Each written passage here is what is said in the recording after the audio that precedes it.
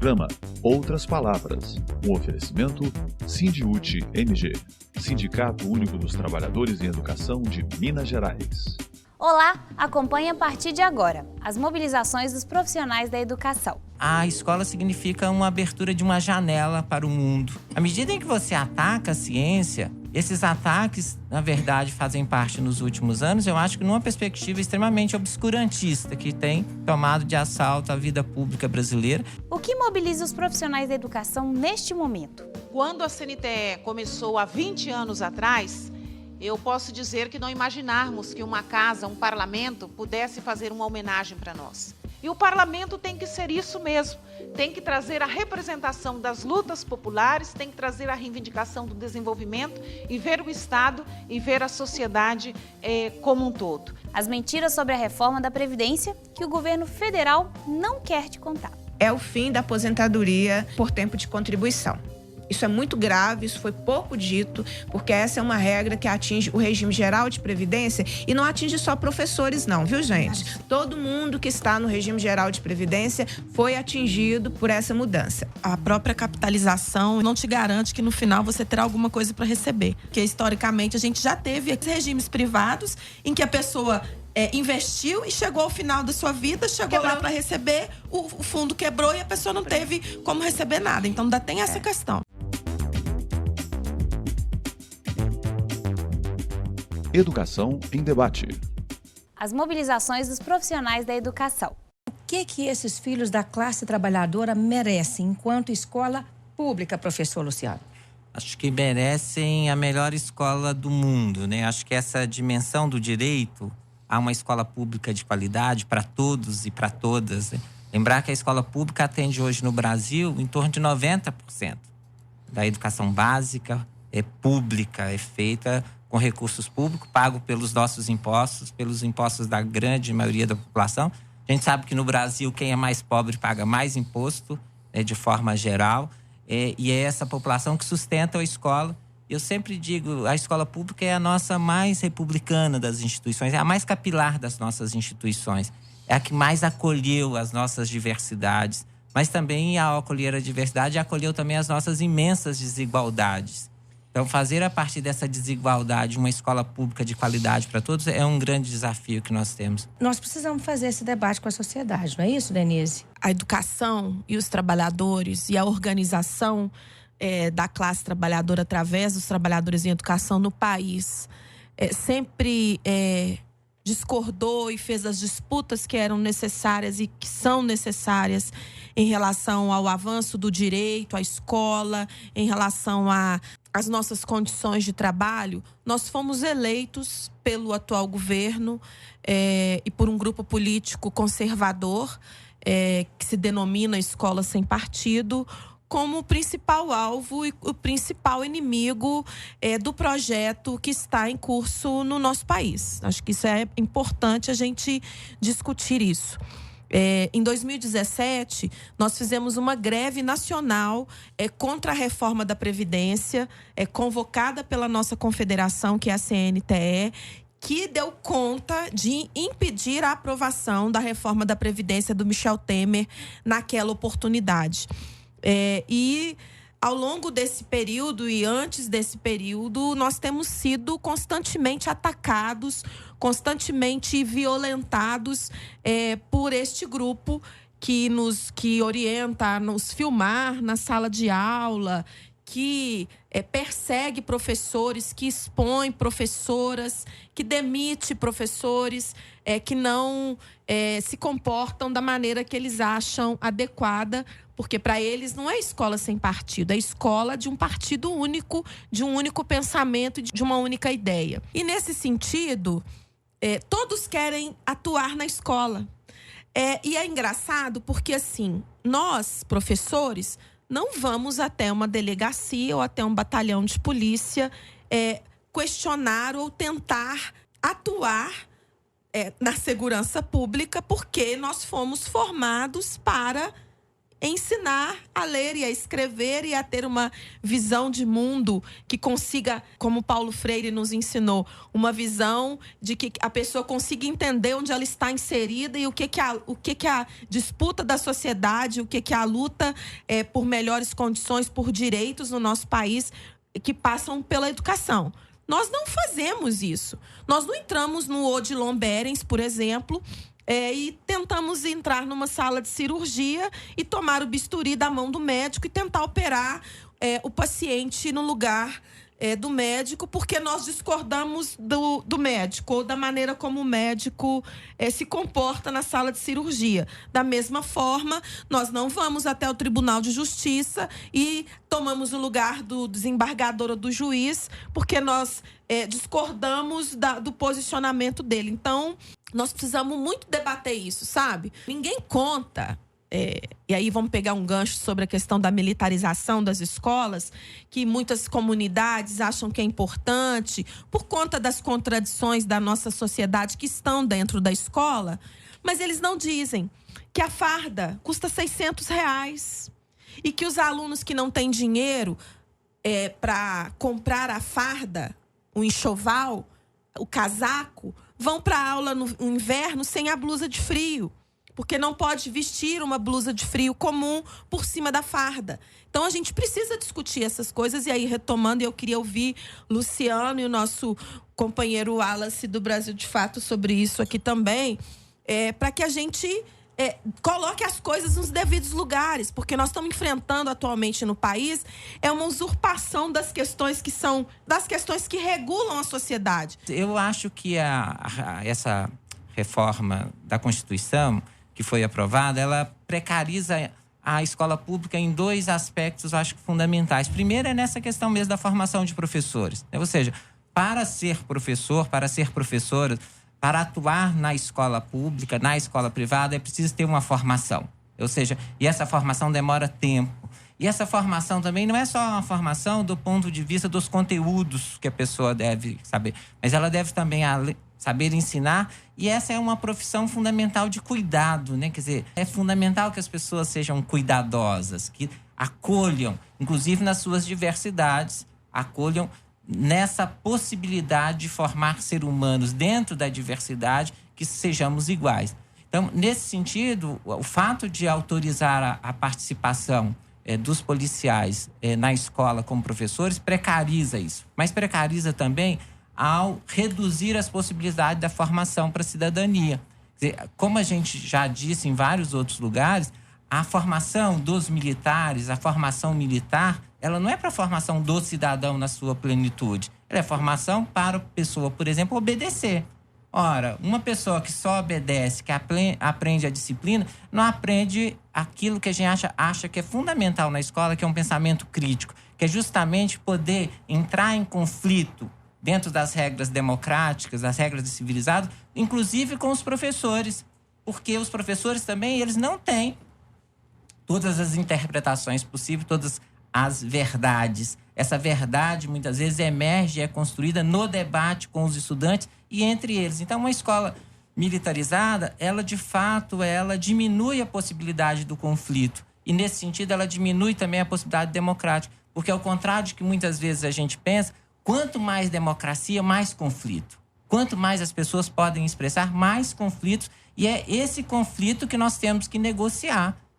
O jogo democrático é a negociação contínua dos conflitos e fazer com que esse conflito não degenere em violência. Me parece que tanto a educação escolar quanto a ciência estão sendo muito questionados de um tempo para cá, né? Há um questionamento muito forte dessa autoridade do professor e da autoridade da ciência. E aí você mencionou, professor, a capilaridade que a escola pública tem, né? A instituição republicana com a maior capilaridade que a gente tem, né? no nosso país e possivelmente no mundo inteiro. Se você vê essa relação, né? Entre esse questionamento, né? De repente, nada daquilo que o professor ou o cientista tem a apresentar parece ser capaz de fazer frente, por exemplo, às fake news, né? Aquele bombardeio de informações que chega, por exemplo, pelo WhatsApp. Então, perguntar se vocês concordam que há uma relação muito forte entre esse ataque, justo nesse momento em que a educação está se colocando aí como vanguarda na resistência contra a retirada de direitos, né?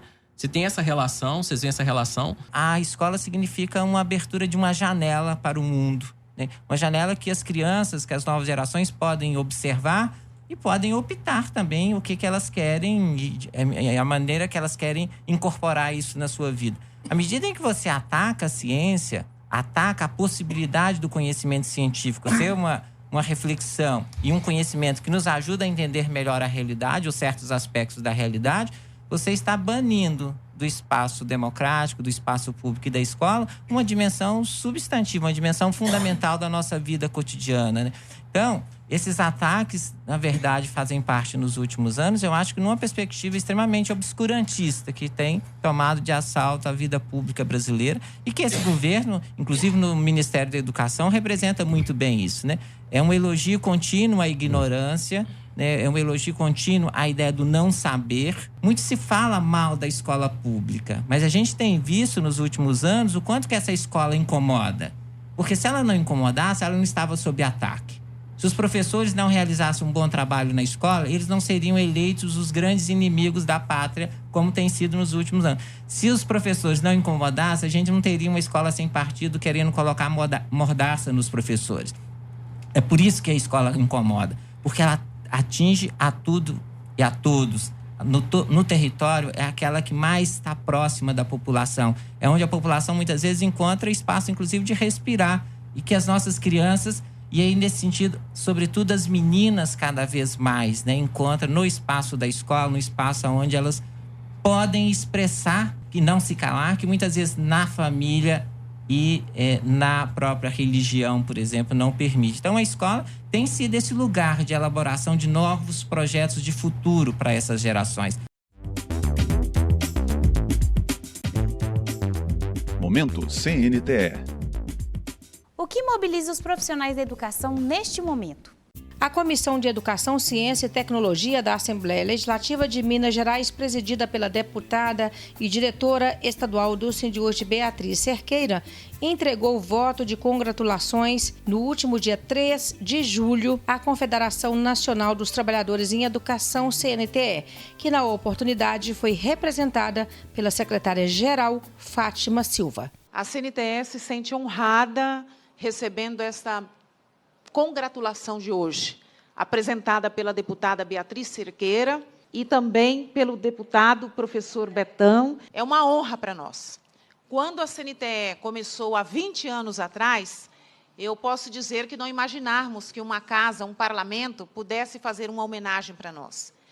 É bom lembrar que essa semana não é uma semana só do Brasil, só da CNTE. É uma semana global, que acontece através da Internacional da Educação, que tem a sua sede mundial em Bruxelas e é realizada em todos os continentes, por todos os sindicatos e confederações que defendem a educação e todos os movimentos sociais que defendem a educação.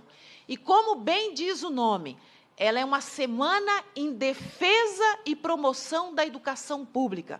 É fazer defesa da educação pública no Brasil, no mundo, dizer que a educação pública tem que ser ofertada pelo poder público, que ela tem que ser totalmente gratuita e que ela tem que ser obrigação do Estado e que nenhuma criança, nenhum homem, nenhum jovem, nenhum adulto tem que estar fora da escola quando for sua idade de ingresso à escola e aqueles que não tiveram oportunidade de estar na sua idade, quando na vida adulta, também o Estado tem que ofertar essa educação. Então, ela é uma semana global. Então, ela é de defesa da educação pública com obrigatoriedade do Estado. Mas ela também é de promoção da educação pública. Então, esse reconhecimento no parlamento só é possível porque também chega pessoas dentro do parlamento que é comprometido com essa luta, é comprometido com essa causa. E o parlamento tem que ser isso mesmo.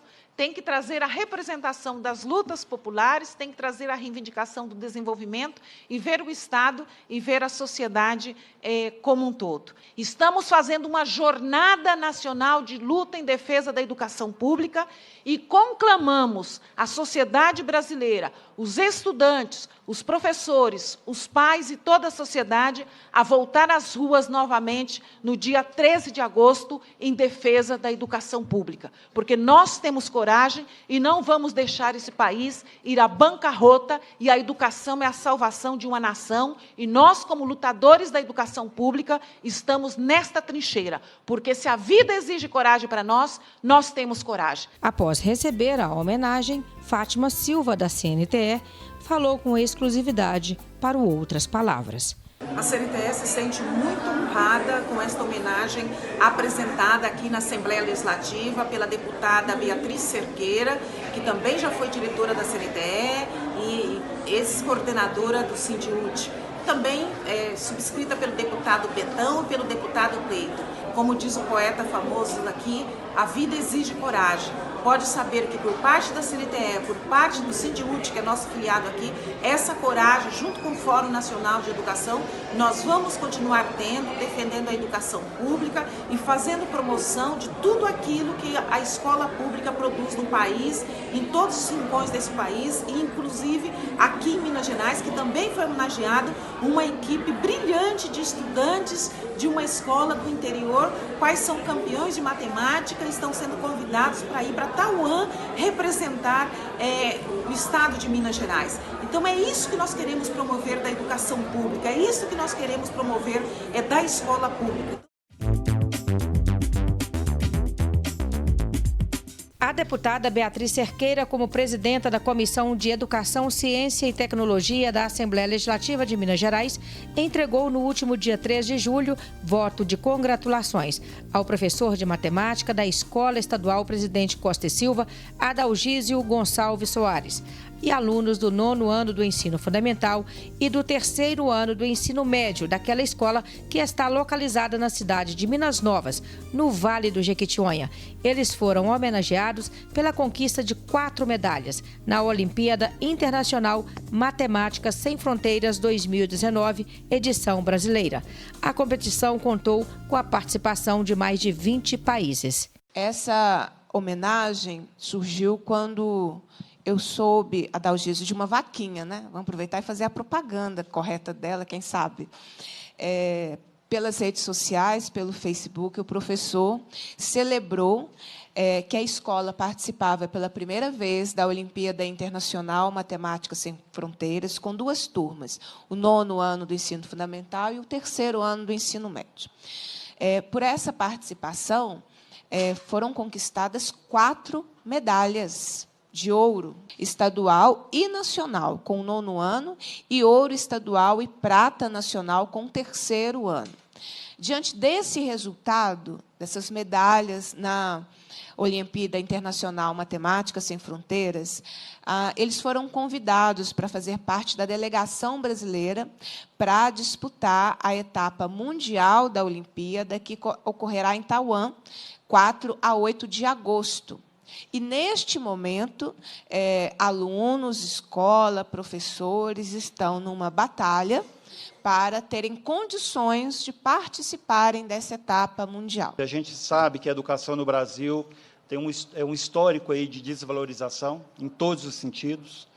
E, prova disso, a gente está fazendo uma vaquinha. Infelizmente, os meus alunos eles não têm condição de arcar com as despesas. A gente precisa, em média, de R$11.000 para cada aluno, porque só de passagens são R$7.500. Eu quero pedir ao governador do Estado de Minas Gerais, senhor Romeu Zema, que nos ajude, porque essa vitória ela não é do professor Adalgísio, ela não é da Escola Estadual Presidente Costa e Silva, ela não é da cidade de Minas Novas, ela não é do Vale do Jequitinhonha. Essa vitória, essa conquista é do Estado de Minas Gerais. João, o que te faz ser tão bom na matemática? Eu sempre gostei muito de matemática, sempre foi uma das matérias que eu mais gostei na escola e meu professor, ele sempre também me incentivou bastante. A matemática ela foi uma matéria que desde pequeno eu me identifiquei bastante E com a ajuda do trabalho muito dinâmico do professora Dalgise, eu fui desenvolvendo muito gosto pela matéria. Isso fez com que a gente se dedicasse bastante até chegar a esse resultado muito bom que a gente conseguiu aí. Essa homenagem na Assembleia pela deputada Beatriz Cerqueira, que significado tem para vocês? Às vezes o trabalho que a gente desenvolve na escola ou na cidade, na comunidade, não é reconhecido, né? Então, ter esse reconhecimento pela deputada Beatriz é uma honra para mim, é um sonho para os meus alunos, né? Uma experiência única. Já ganhamos alguns prêmios. Esse ano, pela primeira vez, a gente participou da Olimpíada Internacional Matemática Sem Fronteiras e pela primeira vez a gente conseguiu 4 medalhas. Então, para mim não foi surpresa, porque os meus alunos têm um potencial que é só acreditar e investir.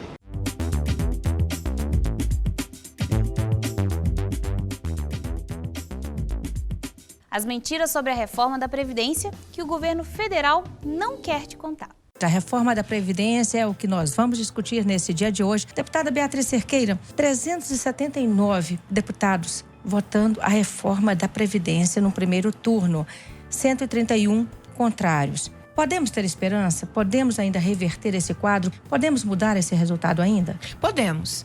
A votação aconteceu em primeiro turno na Câmara dos Deputados. Nós ainda temos um segundo turno de votações na Câmara. E, na sequência, ele vai ao Senado e pode retornar à Câmara dos Deputados caso receba no Senado alguma emenda. O que eu destacaria é o método, né, a forma como esse processo se deu.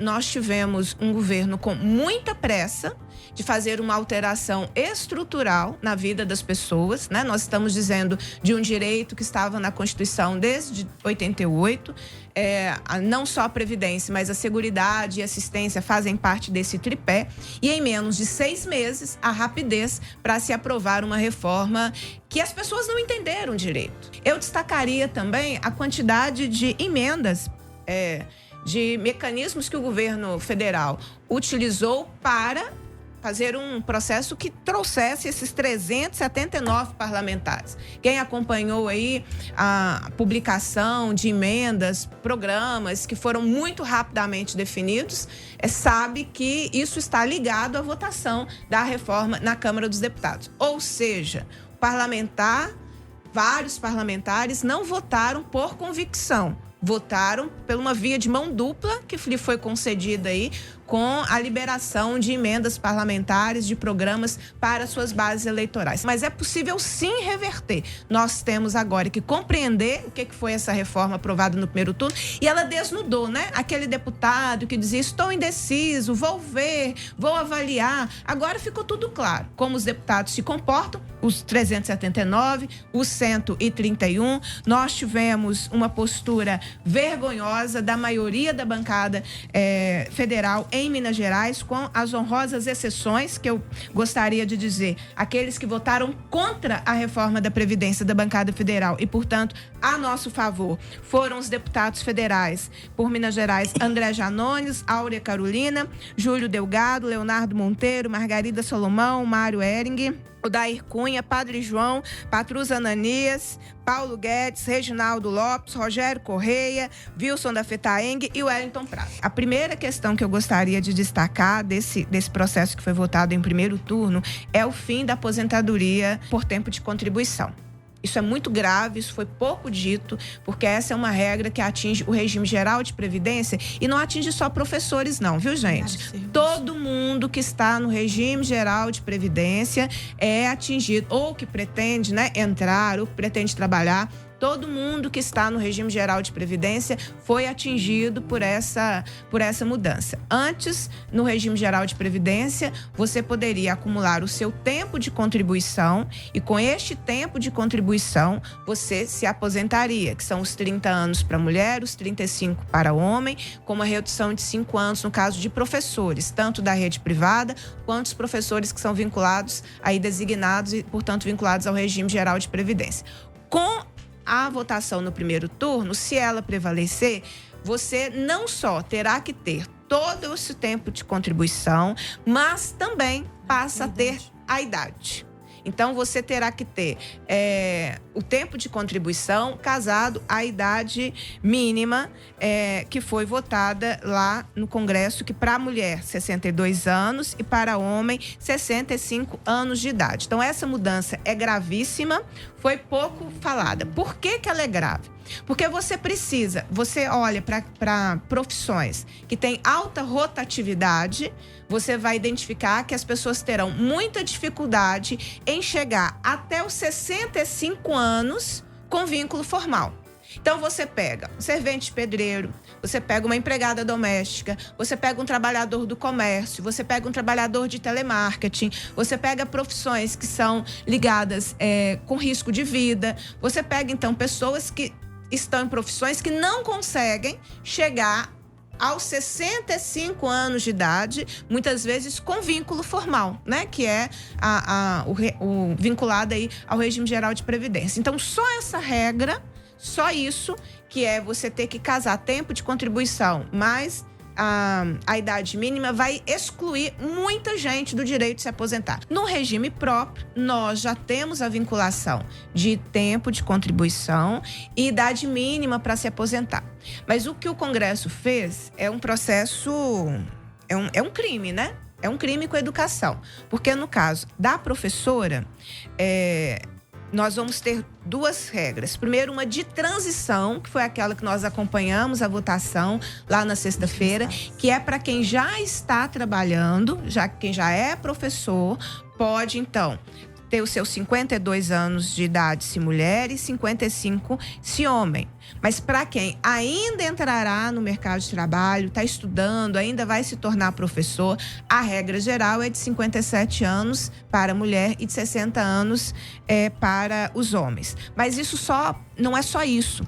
Para que você consiga se aposentar com 100% da sua média de contribuição, ou seja, para que você consiga aposentar com um salário perto do que é o seu atual salário, porque se essa reforma passar, ninguém mais aposenta com seu próprio salário, você terá que ficar 40 anos em atividade. A própria capitalização e você lá deixar o seu dinheiro no banco por anos não te garante que no final você terá alguma coisa para receber, né? Porque historicamente a gente já teve aqui não regimes públicos de capitalização, mas regimes privados em que a pessoa investiu e chegou ao final da sua vida, chegou lá para receber, o fundo quebrou e a pessoa não teve como receber nada. Então ainda tem essa questão. Ninguém vai se responsabilizar pelo seu dinheiro, porque o privado, ele se responsabiliza por si mesmo, pelo seu lucro. Vai lucrar nas suas costas por 20, 30 anos e depois pode sumir. Exatamente, quebra e some com o seu dinheiro. A gente tem visto, isso é público e é notório, de que quem tem sustentado as famílias nesse momento de crise são os aposentados, são as avós, são os avós, são os pais. Eles têm segurado as pontas porque em toda família tem alguém, 2 ou 3 membros da família que estão desempregados. E essa reforma, ela vai comprometer isso para as gerações futuras, porque não haverá seguridade social, o idoso não terá condições de assumir um papel que ele tem assumido agora, diante dessa crise, diante da ausência completa e absoluta de estabelecer uma política de geração de emprego, uma política que volte a movimentar a economia. E pontuando aqui o que a Bia se referiu, dia 13 de julho, né? Completaram 2 anos da aprovação da reforma trabalhista e os resultados estão aí para todos verem, né? Sobre a sucateamento, a ausência completa de propostas e que, de fato, foi uma mentira deslavada de que a reforma trabalhista geraria empregos, não gerou empregos e jogou o trabalhador numa situação muito mais difícil do que antes dela ser aprovada, quando a gente tinha a garantia dos direitos dos trabalhadores através da CLT. Da forma como eles fizeram a votação na Câmara dos Deputados, várias questões poderão ser feitas depois por projeto de lei complementar ou projeto de lei ordinária, o que significa que o que nós estamos conversando, inclusive, pode piorar. Por isso, a nossa luta para não deixar essa reforma ser aprovada em segundo turno na Câmara dos Deputados. Agradecemos a sua audiência. Fique agora com o nosso quadro de humor.